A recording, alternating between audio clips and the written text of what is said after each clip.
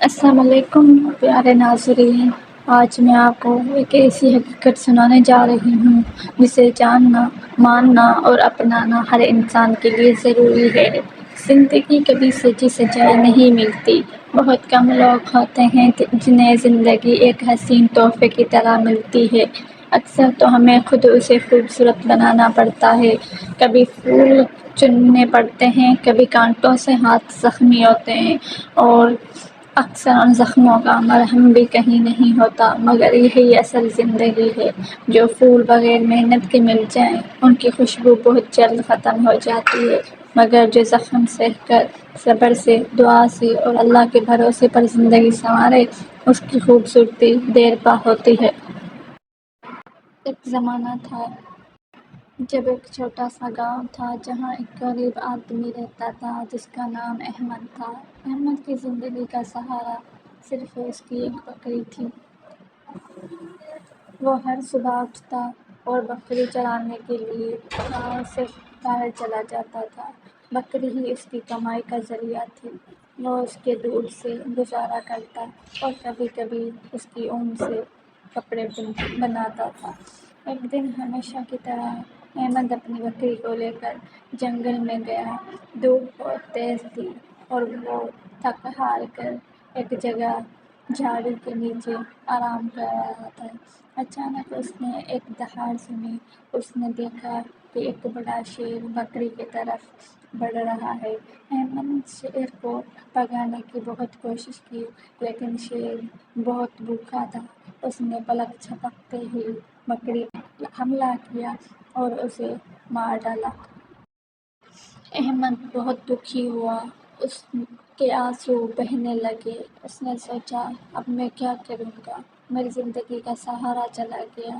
میں کیسے اپنی زندگی گزاروں گا؟ میری کمائی کا کوئی ذریعہ نہیں رہا اب۔ لیکن پھر اس نے اللہ پر بھروسہ رکھنے کی اور صبر کرنے کا فیصلہ کیا۔ اس نے کہا، اے اللہ، یہ تیری مرضی تھی، شاید یہ میرے صبر کا امتحان تھا۔ میں آپ کی مرضی اور آپ کی رضا میں راضی ہوں۔ کچھ دن بعد احمد گاؤں کے قریب ایک پرانے کنویں کے پاس سے گزرا۔ اس نے دیکھا کہ کچھ لوگ کنویں سے پانی بھر رہے ہیں۔ جب وہ وہاں سے گزرا تو اس کی نظر کنویں کے اندر گری ہوئی ایک چیز پہ پڑی جو بہت روشن اور چمکدار تھی۔ اس نے دیکھا، جب اس نے لوگوں سے پوچھا تو انہوں نے بتایا کہ یہ ایک خزانہ ہے، اور انہوں نے نکالنے کی بہت کوشش کی، بٹ وہ خزانہ ان لوگوں سے نہیں نکل رہا تھا۔ وہ تھک ہار کر چلے گئے۔ احمد وہیں کھڑا رہا اور احمد نے سوچا، شاید میں کوشش کروں اور میں خزانہ نکال سکوں۔ احمد نے بہت کوشش کی خزانہ نکالنے کی، پر وہ ناکام رہا۔ وہ آخر تک ہار کر بیٹھ گیا۔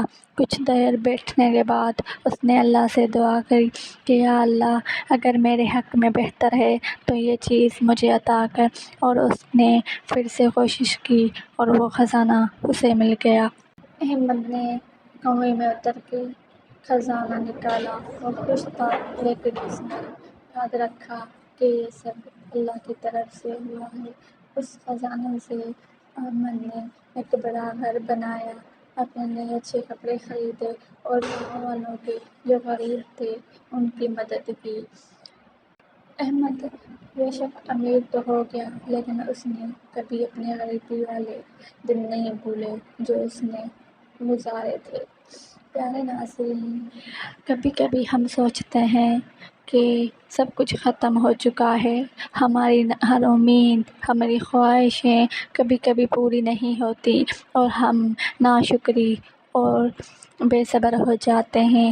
پر پیارے ناظرین، ہمیں ہمیشہ اللہ کا شکر ادا کرنا چاہیے، ان کی دی ہوئی نعمتوں کا شکر ادا کرنا چاہیے، اور جو چیزیں ہمارے بس میں نہیں، جو ہم نہیں کر پاتے یا جو نہیں ہوتی، وہ ہمارے اچھے اور بھلائی کے لیے ہوتی ہیں۔